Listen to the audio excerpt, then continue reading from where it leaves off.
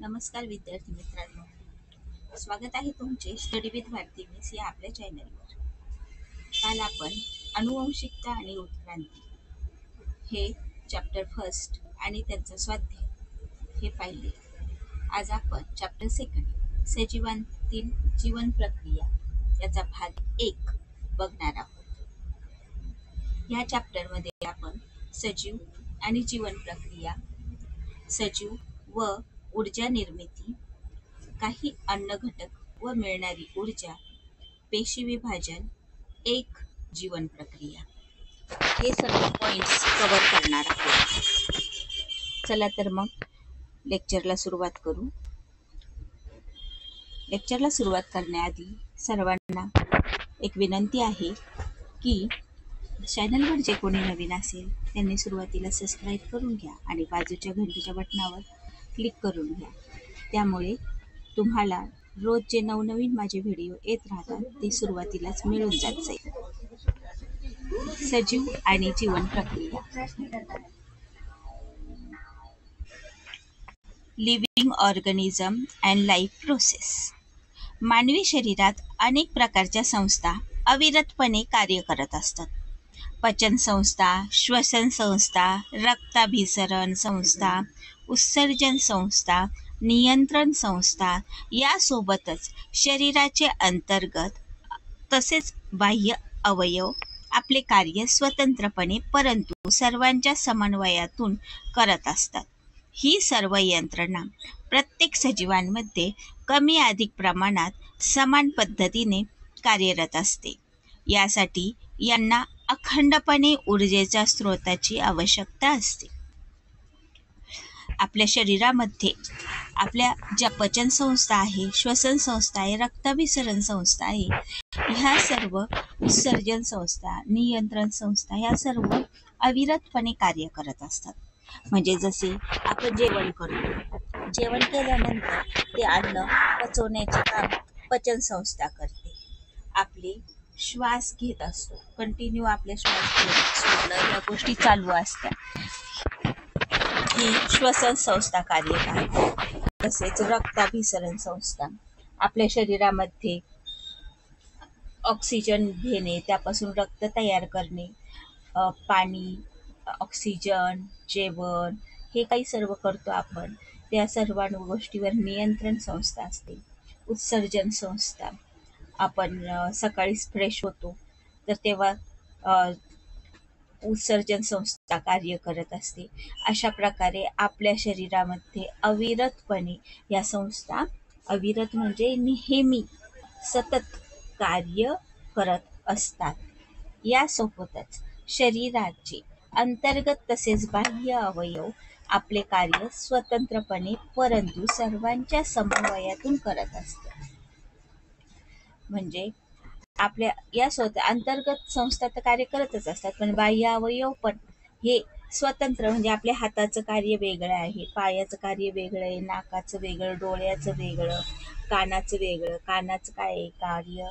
ऐकणे, डोळ्याचं पाहणे, नाकाचं श्वास घेणे, हाताचं कुठलंही काम करणे, पायाचं चालणे, हे सर्व कार्य बाह्य इंद्रिये करत असतात, बाह्य अवयव करत असतात.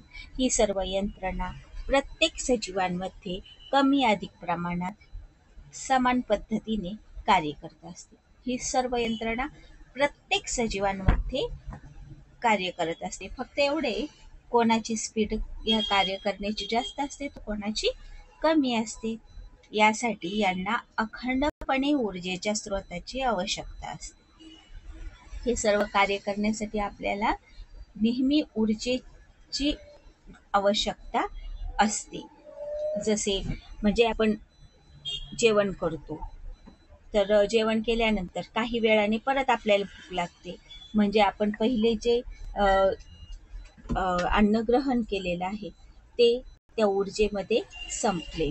आता नवीन ऊर्जेसाठी आपल्याला परत अन्नग्रहण करावे लागेल. असे जसे कर्बोदके, स्निग्ध पदार्थ आणि प्रथिने हे अन्न पदार्थ या ऊर्जेचे मुख्य स्रोत आहे.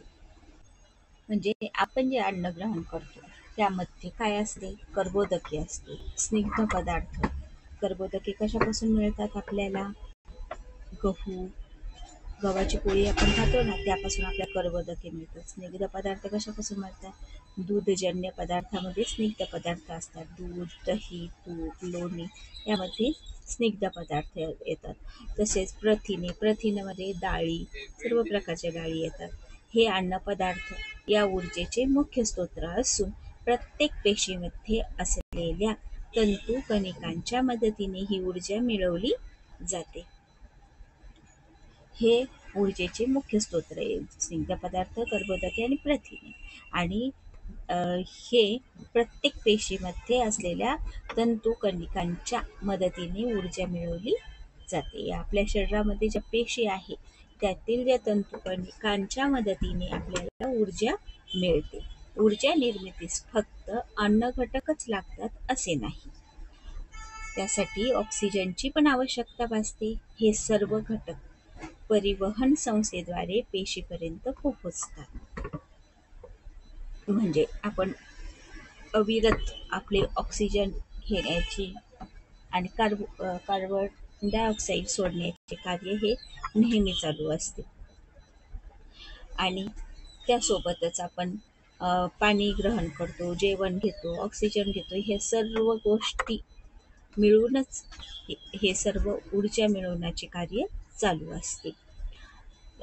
नियंत्रण संस्थेचेही सर्व प्रक्रियेवर नियंत्रण असतेच. म्हणजेच ऊर्जा निर्मितीसाठी प्रत्येक जीवन प्रक्रिया आपल्या परीने हातभार लावत असते.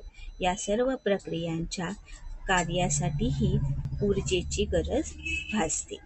आपण आणि इतर प्राणी फळे आणि भाजीपाला सेवन करतात. वनस्पती स्वतःचे पोषण स्वतःच करतात. यासाठी तर ते अन्न निर्मिती करतात. काही अन्न ते स्वतः वापरतात, तर उर्वरित अन्न फळे, पाने, खोड, मूळ यामध्ये साठवून ठेवतात. या सर्व वनस्पतीजन्य पदार्थांचे आपण सेवन करतो आणि त्यापासून विविध पोषक द्रव्ये म्हणजेच कर्बोदके, प्रथिने, स्निग्ध पदार्थ, जीवनसत्त्वे, खनिजे मिळवतो. यासाठी आपण कोणते अन्नपदार्थ खातो? तर आपण खातो दूध, फळे, गूळ, साखर, भाजीपाला, गहू, मका, नाचणी, ज्वारी, बाजरी, तांदूळ यासारखी धान्ये, मध, बटाटे, रताळी, मिठाई यांमधून आपल्याला कर्बोदके मिळतात. कर्बोदकामधून आपल्याला 4 कॅलरी पर ग्राम एवढी ऊर्जा मिळते. ही ऊर्जा नेमकी कशी मिळवली जाते याचा अभ्यास आपण करूया. सजीव व ऊर्जा निर्मिती. Living organism and energy production. बाजूच्या आकृतीकडे पहा. मानवी श्वसन संस्था. यामध्ये आपल्याला सजीवांमध्ये श्वसन हे शरीर स्तर आणि पेशी स्तर अशा 2 स्तरावर होते. शरीर स्तरावर होणाऱ्या श्वसनात ऑक्सिजन आणि कार्बन डायऑक्साईड या वायूची शरीर आणि सभोवतालचे वातावरण यामध्ये देवाणघेवाण होते. तर पेशी स्तरावर होणाऱ्या श्वसनात अन्नपदार्थाचे ऑक्सिजनच्या मदतीने अथवा त्यांच्या विना ऑक्सिडीकरण केले जाते. ही मानवी श्वसन संस्था.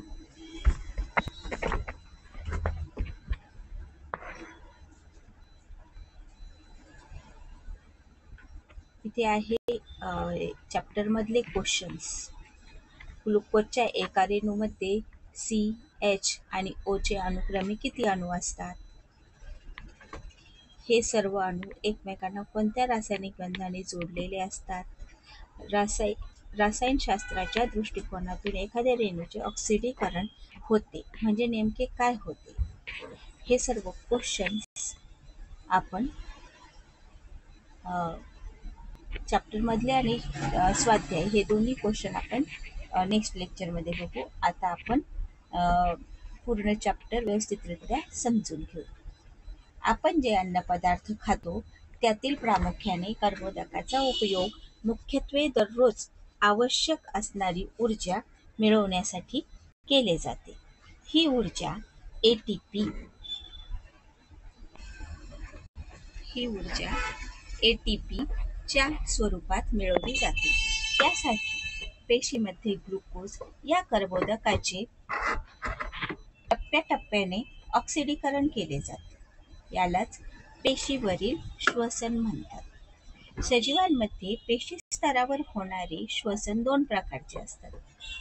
ते दोन प्रकार म्हणजे ऑक्सिश्वसन म्हणजे ऑक्सिजन भाग घेतो आणि विनॉक्सिश्वसन म्हणजे ऑक्सिजन भाग घेत नाही.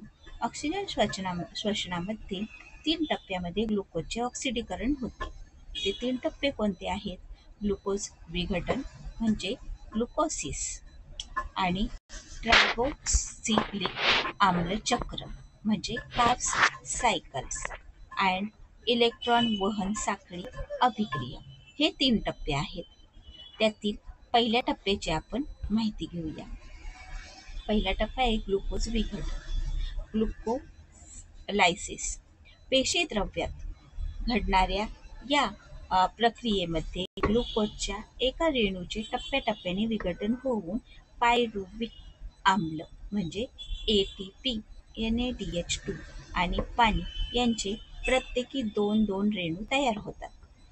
या प्रक्रियेत तयार झालेले पायरुव्हिक आम्लाचे रेणू असेटिक कोएन्झाइम ए या रेणूमध्ये रूपांतरित केले जातात.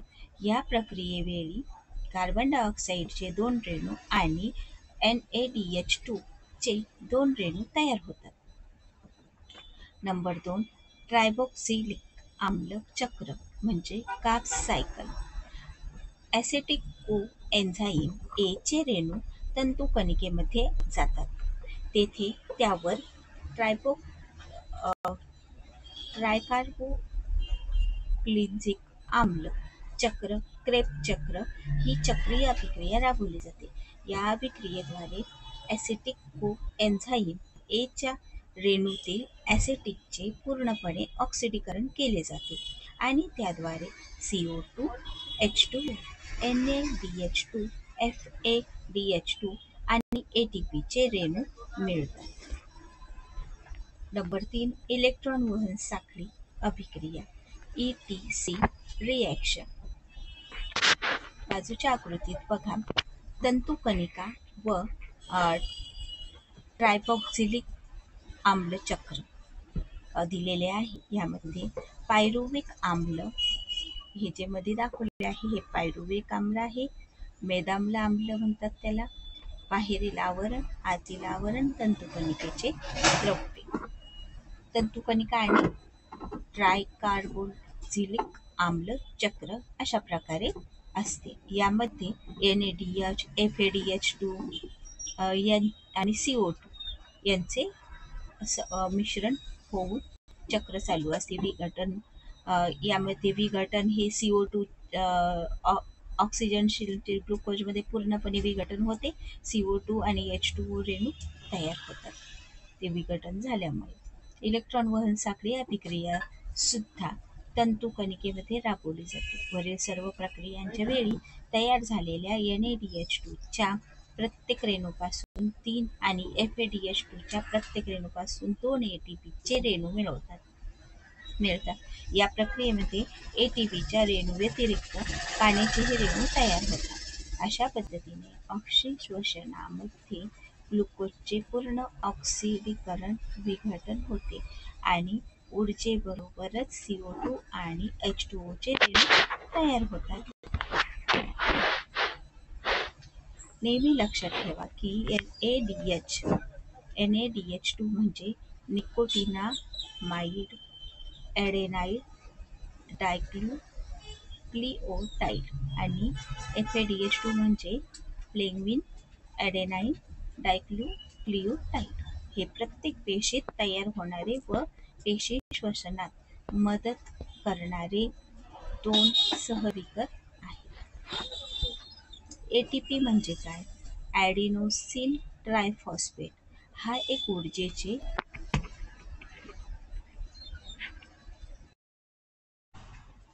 ATP ॲडिनोसिन ट्रायफॉस्फेट हा एक ऊर्जेने संपृक्त असा रेणू असून त्यात फॉस्फेटचे 3 रेणू एकमेकांना ज्या बंधाने जोडलेले असतात त्या बंधामध्ये ऊर्जा साठवलेली असते. या रेणूच्या पेशीमध्ये आवश्यकतेनुसार साठा करून ठेवलेला असतो. रासायनिकदृष्ट्या एटीपी हा ॲडिनोसिन रायबोन्यूक्लिओसाइडपासून तयार झालेला ट्रायफॉस्फेटचा रेणू असून यात ॲडेनिन हा नत्रयुक्त रेणू, रायबोज C5H10O5 ही पेटोज शर्करा व 3 फॉस्फेटचे रेणू असतात. ऊर्जेच्या आवश्यकतेनुसार एटीपी मधील फॉस्फेटच्या रेणूमधील बंध तोडून ऊर्जा मिळवली जाते. म्हणून एटीपीला ऊर्जेचे चलन करन्सी असे म्हटले जाते. हे बघा एटीपी. एटीपी ही ऊर्जा. ऊर्जापासून आपल्याला एडीपी तयार होते. ॲडेनाईड रायबोज हे जास्त ऊर्जेचे फॉस्फेट बंध आहेत. यापासून ॲडेनाईड रायबोज असेंद्रिय फॉस्फेट ह्यामुळे काय होते, मुक्त झालेली ऊर्जा तयार होते. हे ऊर्जेचे चलन आहे. एटीपी हे ऊर्जेचे चलन आहे. उपासमार, उपोषण यासारख्या अपवादात्मक परिस्थितीमध्ये शरीरावर जर कर्बोदकाचा साठा कमी असेल तर ऊर्जा मिळवण्यासाठी शरीरातील स्निग्ध पदार्थ आणि प्रथिनांचा वापर केला जातो. स्निग्ध पदार्थाबाबत त्यांचे रूपांतर मेदाम्लामध्ये केले जाते तर प्रथिनांचे रूपांतर अमिनो आम्लामध्ये केले जाते. मेदाम्ले आणि अमिनो आम्ले ॲसिटिक कोएन्झाईम ए मध्ये रूपांतरित केली जातात आणि ॲसिटिल कोएन्झाईम ए च्या रेणूचे क्रेब चक्र अभिक्रियेद्वारे तंतुकणिकेमध्ये पूर्णतः ऑक्सिडीकरण केले जाऊन ऊर्जा मिळवली जाते. सर हेन्स क्रेब ह्या शास्त्रज्ञाचा आपण परिचय पाहू. सर हेन्स क्रेब हे 1900 त्यांचा जन्म झाला. 1981 मध्ये त्यांचा मृत्यू झाला. ते ग्लुकोज विघटन या प्रक्रियेचा शोध लावत होते. त्यात गुस्ताव्ह एम्डेन, ऑट्टो मेयरहॉफ आणि जेकेब बर्नाज या 3 शास्त्रज्ञांनी त्यांच्या इतर सहकार्यांनी मिळून लावला. यासाठी त्यांनी स्नायूवर प्रयोग केले म्हणून ग्लायकोलायसिस प्रक्रियेला एम्डेन मेयरहॉफ बर्नाज पाथवे EMP पाथवे असेही म्हणतात. ट्रायकार्बोक्झिलिक आम्लचक्र ही चक्रीय अभिक्रिया सर हेन्स क्रेब यांनी शोधली म्हणून या चक्रीय अभिक्रियेला क्रेब चक्र असेही संबोधले जाते. त्यांना या शोधासाठी 1953 ला नोबेल पुरस्कारही मिळाला. आता हे बघा इथे काय दिलेलं आहे, कर्बोदके, स्निग्ध पदार्थ आणि प्रथिने यांचे ऑक्सिश्वसन करून ऊर्जा मिळवण्याची प्रक्रिया. त्यात स्निग्ध पदार्थापासून मेदाम्ल तयार होते, कर्बोदकापासून ग्लुकोजचे विघटन होते, प्रथिनेपासून अमिनो आम्ल तयार होते. ग्लुकोज विघटन झाल्यावर पायरुविक आम्ल तयार होते आणि ॲसिडिक कोएन्झाईम ए प्रथिने आणि स्निग्ध पदार्थ कर्बोदके यांच्या तिघांच्या मिलनाने तयार होते. तर यापासून क्रेब चक्र तयार होते. त्यापासून CO2 + H2O आणि ऊर्जा हे आपल्याला मिळते. विविध सजीवांमध्ये पेशीमध्ये होणारे विनॉक्सिश्वसन. कर्बोदकेपासून आपल्याला पायरुविक आम्ल, ग्लुकोज विघटन, पायरुविक आम्ल होते. पायरुविक आम्लापासून किण्वन प्रक्रिया होते. त्यानंतर अल्कोहोल तयार होते, मग किण्व तयार होते. ग्लुकोज विघटन यापासून पायरुविक आम्ल, नंतर किण्वन प्रक्रिया होते. त्यानंतर विविध पदार्थ उदाहरणार्थ व्हिनेगार, जीवनसत्वे इत्यादी तयार होतात आणि त्यानंतर विविध सूक्ष्मजीव हे तयार होतात. त्यानंतर पायरुविक आम्लापासून किण्वन प्रक्रिया होते, लॅक्टिक आम्ल तयार होते. त्यानंतर स्नायू, तांबड्या रक्तपेशी तयार होतात. आता विनॉक्सी श्वसन करणाऱ्या सूक्ष्मजीवांची ऊर्जा निर्मिती कशी होते ते आपण बघू. काही सजीव ऑक्सिजनच्या सानिध्यात राहू शकत नाही. उदाहरणार्थ, अनेक जीवाणू अशा सजीवांना ऊर्जा मिळवण्यासाठी विनॉक्सी श्वसनाचा अवलंब करावा लागतो. विनॉक्सी श्वसनाचे ग्लुकोज विघटन, अ, ग्लाय ग्लायकोलायसिस आणि किण्वन फर्मेंटेशन हे 2 टप्पे असतात. यात ग्लुकोजचे अपूर्ण विघटन होऊन कमी ऊर्जा मिळते. या प्रक्रियेत ग्लुकोज विघटनातून तयार झालेले पायरुव्हिक आम्ल आणि विकरांच्या मदतीने इतर कार्बनी आम्लामध्ये अल्कोहोल C2H2OH चे रूपांतरित केले जाते. यालाच किण्वन फर्मेंटेशन असे म्हणतात. आणि काही उच्च स्तरीय वनस्पती, प्राणी आणि ऑक्सिजनच्या सानिध्यात राहू शकणारे सूक्ष्मजीव सुद्धा त्यांच्या सभोवती ऑक्सिजन वायूची पातळी कमी झाल्यास ऑक्सीश्वसनाऐवजी विनॉक्सी श्वसनाचा अवलंब करतात. उदाहरणार्थ, बीजांकुराच्या वेळी जमीन पाण्याखाली बुडाली असल्यास बीजे विनॉक्सी श्वसन करतात. तसेच आपण व्यायाम करताना आपल्या मांसपेशी स्नायू विनॉक्सी श्वसन करतात. त्यामुळे आपल्या शरीरात कमी ऊर्जा तयार होऊन लॅक्टिक आम्ल साठते आणि आपल्याला थकल्यासारखे वाटते.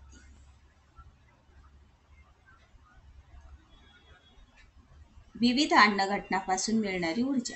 Energy from different food component. आपण गरजेपेक्षा जास्त खाल्लेले कर्बोदके पदार्थ शरीरात यकृत आणि स्नायूमध्ये ग्लायकोजेनच्या स्वरूपात साठवले जाते. प्रथिने कशापासून मिळतात? ती कशापासून बनवलेली असतात? तर अमिनो आम्लाचे अनेक रेणू एकमेकांना जोडून तयार झालेले महारेणूला प्रथिने म्हणतात. प्राणीज पदार्थापासून मिळणाऱ्या प्रथिनांना फर्स्ट क्लास प्रथिने म्हणतात. म्हणजे जे प्राणीज पदार्थापासून प्रथिने मिळतात त्यांना फर्स्ट क्लास प्रथिने असे म्हणतात. म्हणजे ते प्रथिने चांगले असतात. प्रथिनांपासून सुद्धा प्रतिग्राम 4 किलो कॅलरीज एवढी ऊर्जा आपल्याला मिळते. प्रथिनांचे पचन झाल्यानंतर ॲमिनो आम्ल तयार होतात. ही ॲमिनो आम्ले शरीरात शोषली जातात आणि रक्ताद्वारे प्रत्येक अवयव व पेशीपर्यंत पोहोचवली जातात. वेगवेगळे अवयव व पेशी त्या ॲमिनो आम्लापासून त्यांना अथवा शरीराला आवश्यक असलेली प्रथिने तयार करतात. त्याची उदाहरणे पुढील आकृतीत दिली आहेत. ती आकृती आपण पाहू. काय आहे? प्रथिनांच्या पचनानंतर तयार झालेली ॲमिनो आम्ले. तर कोणती कोणती ॲमिनो आम्ले तयार होतात? तर त्वचेसाठी मेलेनिन रंगद्रव्ये केराटिन, हाडे ऑक्सिन, पेशी प्रद्रव्य पटलातील प्रथिने, विविध विकरे, स्वादुपिंड इन्सुलिन, ट्रिप्सिन, पीयूषिका ग्रंथी, विविध संप्रेरके, स्नायू ॲक्टिन व मायोसिन ही लवचिक प्रथिने, रक्त हिमोग्लोबिन, प्रतिपिंडे हे प्रथिनांच्या पचनानंतर तयार झालेली अमिनो आम्ले आहेत.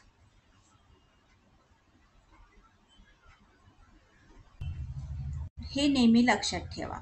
गरजेपेक्षा जास्त सेवन केलेल्या प्रथिनांपासून मिळवलेली अमिनो आम्ले शरीरात साठवून ठेवली जात नाही.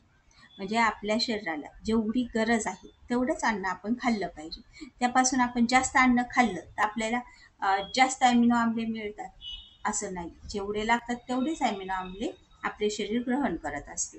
त्यांचे विघटन करून त्यातून तयार झालेले अमोनिया शरीराबाहेर टाकून दिला जातो. गरज असेल तर प्रथिनांचे रूपांतर दुसऱ्या उपयोगी पदार्थांमध्ये जसे की ग्लुकोनिओजेनेसिस प्रक्रियेद्वारे ग्लुकोजमध्ये केले जाते. वनस्पती स्वतःला लागणारी अमिनो आम्ले खनिजांपासून नव्यानेच तयार करतात व त्यापासून विविध प्रथिने तयार करतात. वनस्पती पेशींच्या हरितलवकांमध्ये असलेले रुबेस्को नावाचा विकर म्हणजे निसर्गात सर्वात जास्त प्रमाणात आढळणारे प्रथिन आहे. आता मेदाम्ल आणि अल्कोहोलचे रेणू विशिष्ट रासायनिक बंधाने जोडून तयार झालेल्या पदार्थांना स्निग्ध पदार्थ म्हणतात. आपण सेवन केलेले स्निग्ध पदार्थाचे पचन होते.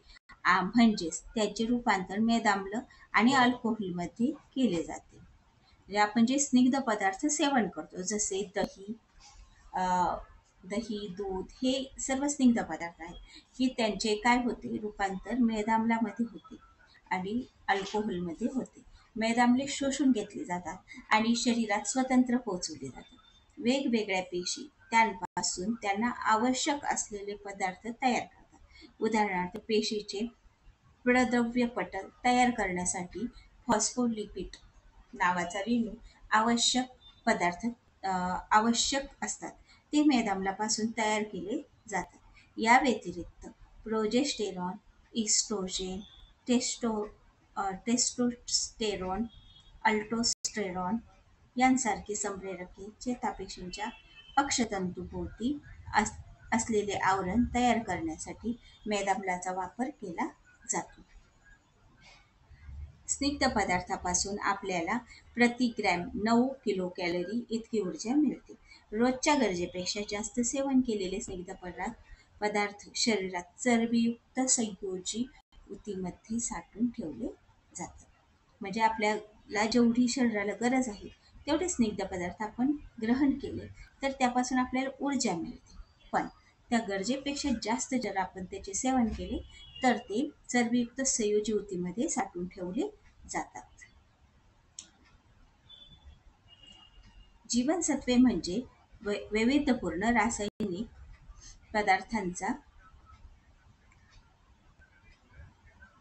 पदार्थाचा असा गट आहे की त्यातील प्रत्येक पदार्थाची शरीरातील विविध कार्य सुरळीतपणे पार पाडण्यासाठी आवश्यकता होते. जीवनसत्वाचे मुख्य 6 प्रकार आहेत. उदाहरणार्थ, ए, बी, सी, डी, ई आणि के. यापैकी ए, डी, ई आणि के मेद स्निग्ध विद्राव्य आहेत आणि बी व सी जलविद्राव्य आहेत. आपण पाहिले आहे की म्हणजे जलविद्राव्य म्हणजे ते पाण्यात विरघळून जातात. आपण पाहिले आहे की ग्लुकोज विघटन म्हणजे ग्लुकोज हे काय होते, त्याचं विघटन होतं, म्हणजे ते विरघळून जातं पाणी. आणि क्रेब्स चक्र या प्रक्रियेमध्ये FADH2 आणि NADH2 तयार होते. ते तयार करण्यासाठी अनुक्रमे रायबोफ्लेविन जीवनसत्व B2, निकोटीन नामक जीवनसत्व B5 यांचा उपयोग होतो. बऱ्याचदा आपल्या तोंडात घशात कोरड पडते आणि अतिप्रमाणात जुलाब झाल्यास वरचेवर मीठ, साखर, पाणी प्यायला देतात. उन्हाळ्यामध्ये आणि जास्त श्रम केल्यावर आपल्याला घाम येतो. तर असं कशामुळे होते? तर आपल्या शरीरात साधारणतः 65 ते 70% पाणी असते. प्रत्येक पेशीमध्ये पेशींच्या वजनाच्या 70% पाणीच असते. रक्तामध्ये सुद्धा रक्तद्रव्याच्या 90% पाणीच असते. शरीरामध्ये थोडे जरी पाणी कमी झाले तर पेशींचे आणि पर्यायाने शरीराचेच कामकाज बिघडते. म्हणून पाणी सुद्धा एक अत्यावश्यक पोषक द्रव्य आहे. म्हणून आपण जेव्हा आजारी पडतो तेव्हा आपल्याला डॉक्टर सांगतात की तुम्ही पाणी भरपूर प्या. ग्लुकोज पण देतात प्यायला, पाण्यात विरघळून त्याला प्यायला सांगतात. त्यामुळे आपल्या शरीरात पाण्याची लेवल आहे ती बराबर होऊन जाते आणि आपल्याला बरे वाटते. वरील सर्व पोषक द्रव्यांबरोबर तंतुमय पदार्थ सुद्धा अत्यंत महत्त्वाचे पोषक द्रव्य आहेत. खरे तर तंतुमय पदार्थ आपण पचवू शकत नाही, पण त्यातील इतर पदार्थांच्या पचन प्रक्रियेमुळे मध्ये आणि न पचलेले अन्न बाहेर टाकण्याच्या क्रियेमध्ये खूप मदत होते. पालेभाज्या, फळे, धान्ये यापासून आपल्याला तंतुमय पदार्थ मिळतात. पेशी विभाजन एक आवश्यक जीवन प्रक्रिया. आता सेल डिव्हिजन काय आहे? ही एक इसेन्शियल लाईफ प्रोसेस आहे आणि आपल्याला जर जखम झाली त्या ठिकाणच्या ऊतीतील पेशींचे काय होते आणि झालेली जखम बरी होताना तेथे पेशी नव्याने तयार होतात का?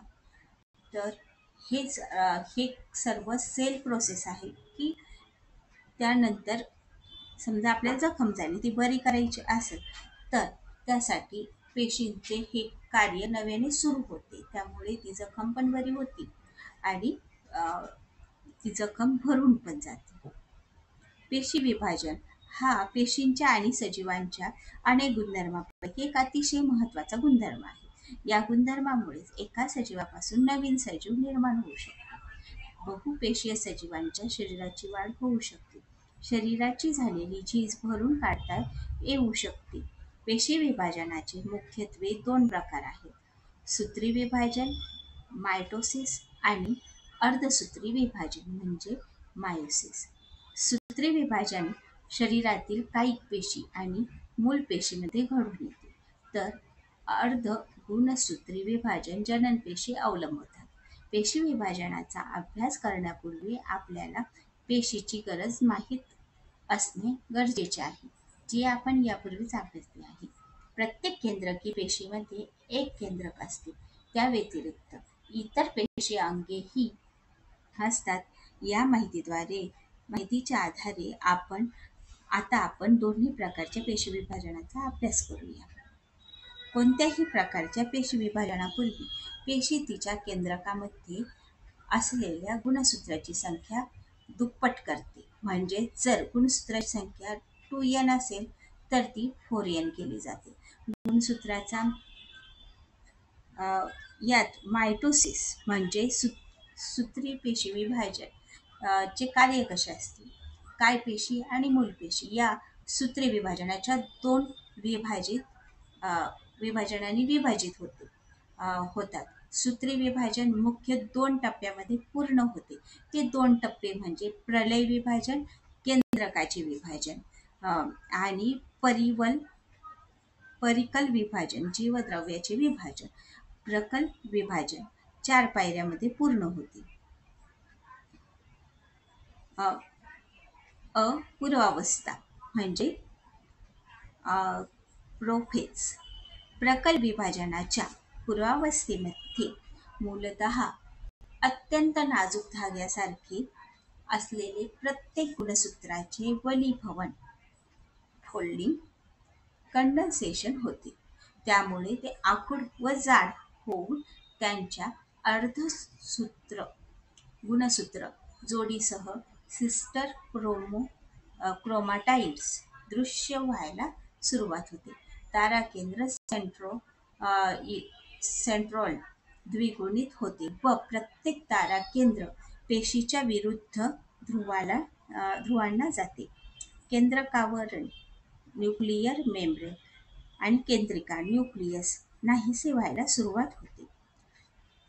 मेटाफेज मध्यावस्थेमध्ये केंद्रकावरण पूर्णपणे नाहीसे होते. सर्व गुणसूत्रांचे घनीकरण पूर्ण होऊन प्रत्येक गुणसूत्र त्यांच्या अर्धगुणसूत्र जोडीसहित सिस्टर क्रोमाटाइड स्पष्टपणे दिसतात. सर्व गुणसूत्रे पेशींच्या विषुववृत्तीय प्रतलात मध्य प्रतलात समांतर अवस्थेत संचरित म्हणजे अरेंज होतात. दोन्ही ताराकेंद्र प्रत्येक गुणसूत्राच्या गुणसूत्रबिंदू दरम्यान विशिष्ट अशा लवचिक प्रथिनांचे धागे तयार होतात. पच्छावस्था म्हणजे पच्छावस्थेमध्ये त्या धाग्यांच्या मदतीने गुणसूत्रबिंदूंचे विभाजन होऊन प्रत्येक गुणसूत्राची अर्धगुणसूत्री जोडी वेगळी होऊन विरुद्ध दिशेला ओढली जातात. वेगवेगळी झालेल्या अर्धगुणसूत्राच्या जन्य गुणसूत्रे डॉटर क्रोमोझोम्स म्हणतात. त्यावेळी ही ओढली जाणारी गुणसूत्रे केळीच्या घडासारखी दिसतात. अशा तऱ्हेने गुणसूत्राचे दोन संच पेशींच्या दोन टोकांना पोचवले जातात. हे सूत्री पेशी विभाजन आहे. अंत्यावस्था टेलोफेज. अंत्यावस्थेमध्ये पेशीच्या दोन टोकांना पोचलेली गुणसूत्रे आता ओलगडतात म्हणजे अनफोल्डिंग डिकंडेन्सेशन होते. त्यामुळे ती पुन्हा नाजूक धाग्यासारखी पातळ होऊन दिसेनाशी होतात.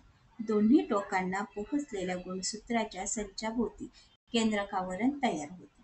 अशा तऱ्हेने आता एका पेशीमध्ये दोन जन्य केंद्रके म्हणजे डॉटर न्यूक्लियाय तयार होतात. जन्य केंद्रकांमध्ये केंद्रिका सुद्धा दिसू लागतात.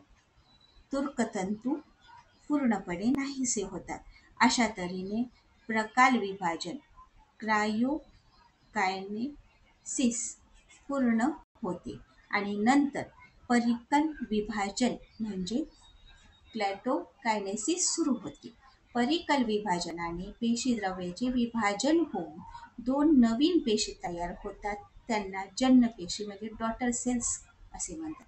या प्रक्रियेत पेशींच्या विषुवृत्तीय प्रतलाला समांतर एक खाच तयार होऊन ती हळूहळू खोल जाते आणि दोन नव्या पेशी तयार होतात.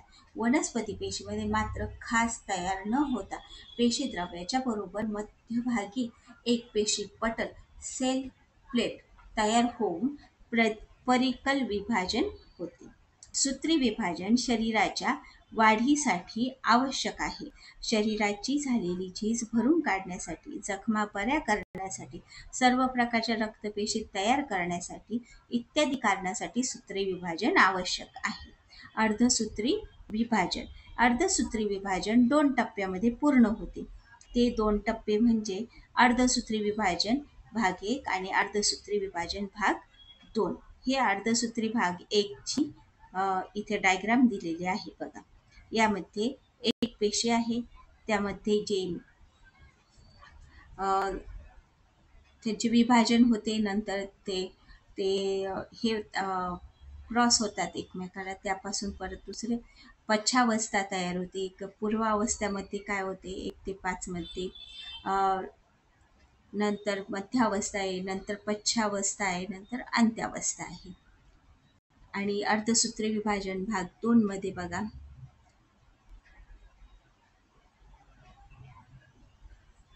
पूर्वावस्था 2 असते सुरुवातीला, नंतर मध्यावस्था, नंतर पच्छावस्था, अशी अर्धसूत्री विभाजन असते. अर्धसूत्री विभाजनाचा भाग 2 हा सूत्री विभाजनासारखाच असतो. यात भाग 1 मध्ये तयार झालेली दोन्ही एकगुणी पेशीतील पुनःसंयोजित अर्धगुणसूत्र जोड्या वेगळ्या होऊन त्या पेशी विभाजित होतात व त्यापासून 4 एकगुणी पेशी तयार होतात. युग्मक आणि बीजाणू तयार करण्याची प्रक्रिया अर्धसूत्री विभाजनाने होते. या पेशी विभाजनाच्या पद्धतीमध्ये एक द्विगुणित म्हणजे 2n डायप्लॉइड पेशीपासून 4 एकगुणित म्हणजे n हेप्लॉइड पेशी तयार होते.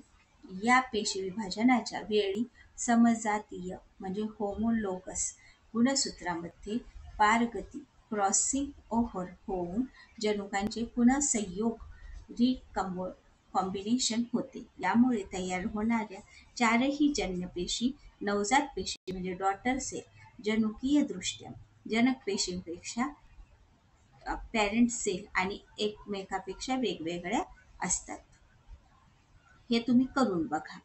चंचुपात्र घ्यायचे, काचपट्टी घ्यायची, आच्छादन काच, चिमटा, संयुक्त सूक्ष्मदर्शी, वॉच ग्लास हे सर्व साहित्य घेऊन त्याच्यासाठी पदार्थ काय लागेल तुम्हाला, मध्यम आकाराचा कांदा आणि आयोडीनचे द्रावण इत्यादी लागेल. हे प्रयोग आपल्याला घरी करून बघायचा. एक मध्यम आकाराचा कांदा घेतला की पाणी भरलेले चंचुपात्र घ्यायचे, त्यामध्ये की कांद्याच्या मुळाकडील भाग पाण्याला स्पर्श करेल याप्रमाणे 4-5 दिवस तो कांदा आपल्याला त्या निरीक्षणासाठी त्यात ठेवायचा. त्यावेळी काही मुळांचा टोकावरील भाग कापून वॉच ग्लासमध्ये घ्या. त्यात आयोडीनच्या द्रावणाचे काही थेंब टाका. 5 मिनिटांनंतर त्यातील एका मुळाचा भाग काचपट्टीवर घेऊन चिमट्याच्या सपाट चपट्या भागाकडून दाबा. त्यावर पाण्याचे 1-2 थेंब आच्छादन काच काळजीपूर्वक अशी आच्छादा की त्यामध्ये हवा राहणार नाही. आणि आता तयार झालेल्या काचपट्टीचे संयुक्त सूक्ष्मदर्शी खाली निरीक्षण करा. पेशी विभाजनाची कोणती अवस्था तुम्हाला दिसून आली ती आकृती काढा. तर असे पेशी विभाजन होते त्यात कांद्याच्या मध्ये, इथे आकृतीत दिले आहे त्याप्रमाणे. तर असा हा भाग 1 होता. सजीवांतील जीवन प्रक्रिया भाग 1 पाहिला आपण. याचा स्वाध्याय उद्याच्या लेक्चरमध्ये बघू. तुम्हाला लेक्चर कसे वाटले हे कमेंट करून नक्की सांगा आणि आवडले असल्यास लाईक, शेअर, सबस्क्राईब करा. भेटू आपण नेक्स्ट लेक्चर.